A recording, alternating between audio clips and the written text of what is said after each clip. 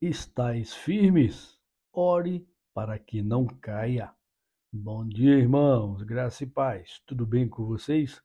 Vamos continuar o nosso estudo no livro de Ezequiel, agora no capítulo 26. E lerei apenas o versículo 2, mas os encorajo a lerem todo o capítulo para entender junto comigo o devocional. Antes de os ler, gostaria de incentivar você também a curtir, comentar e enviar este link para mais pessoas e juntos estudarmos a palavra de Deus, na qual vamos ler a palavra santa do Senhor, que diz: Filho do homem, visto que Tiro disse no tocante a Jerusalém, bem feito, está quebrada a porta dos povos, abriu-se para mim, eu me tornarei rico, agora que ela está assolada.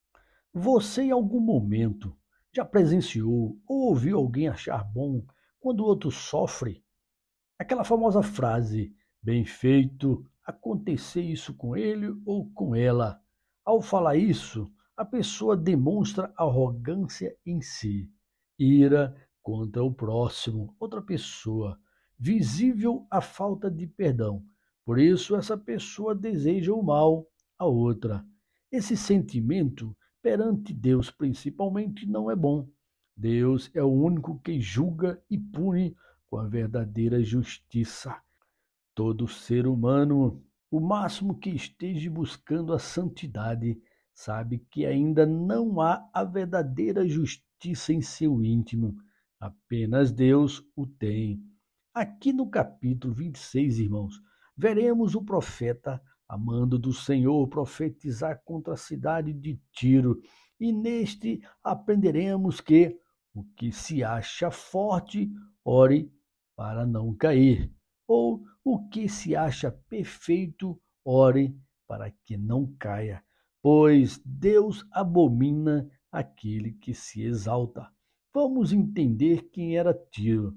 Deus usa a metáfora de uma cidade para se referir aos cidadãos dela, pois a cidade sem seus cidadãos ela não funciona. Tiro foi uma cidade fenícia no Líbano moderno e um importante centro comercial na costa do Mediterrâneo e se tornou bastante próspero na Idade do Ferro. E no início do primeiro milênio antes de Cristo, Tiro enviava navios para o mundo inteiro. Podemos citar a grande importância de Tiro antes de sua queda, porque se achava poderosa demais e seus cidadãos se orgulhavam de sua grandeza. Por exemplo, Tiro ajudou a fundação da cidade de Cartago, norte da África, no século IX, hoje conhecido como a Tunísia. Segundo Irão, rei de Tiro, forneceu mão de obra e madeira de cedro para a construção do palácio de Davi em Jerusalém. Basta lermos 2 Samuel no capítulo 5, do versículo 11. Terceiro, Tiro também enviou madeira e artesãos para a construção do Templo de Salomão. Em 1 Reis, no capítulo 7, podemos ver isso. Quarto, Acabe, que foi o rei do norte em Israel, casou-se com a princesa de Tiro, Jezabel, a famosa adoradora de Baal, conforme 1 Reis 16. Jezabel era a filha de Etibal I, que assumiu o trono de Tiro e governou por 32 anos em 887 a.C. Ele havia sido sacerdote de Astarte, e Jezabel parece ter compartilhado de sua devoção aos deuses da fertilidade. Esses foram alguns pontos altos na história de Tiro, e Ezequiel escreveu sua profecia contra ela no cativeiro em 586 a.C., quando Nabucodonosor marcharia contra a cidade. Deus destruiu a Tiro porque ela também estava se gloriando pela queda de Jerusalém. Aqui nos traz um ensino e cuidado, pois os que se acham indestrutíveis, cuidem para que não caiam. A cidade de Tiro ficou exaurida pela longa guerra contra o Império Persa, mas o cumprimento da profecia do capítulo 26 agora de Ezequiel aconteceu no período de Alexandre o Grande, que invadiu esse Império Persa, que este dominava a cidade de Tiro em 332 a.C. Observe o tempo da misericórdia de Deus, esperando que se arrependam de seu mal gradativamente. Contudo, com a morte de Alexandre o Grande, Tiro caiu sob a influência dos reinos gregos de Ptolomeu do Egito e depois dos Seleucidas da Síria.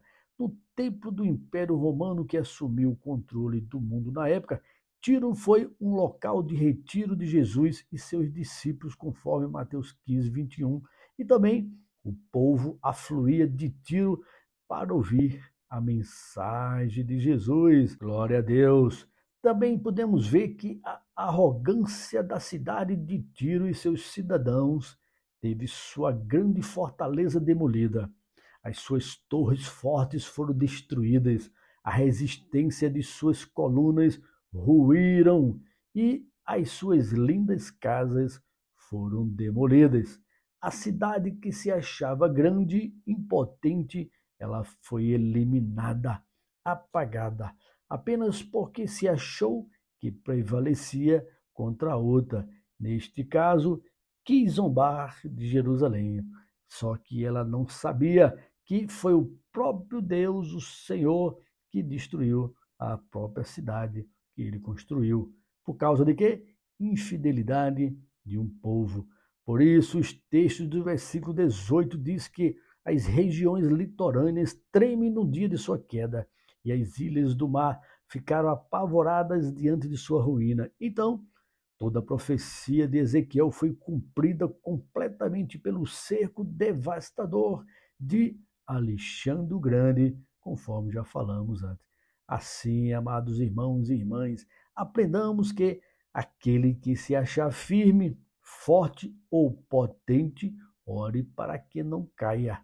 Ninguém está acima de Deus. Toda mente mundana é intensamente egoísta, ela se exulta sem coração a queda do outro. Assim como Tiro se exultou com o seu próprio ganho.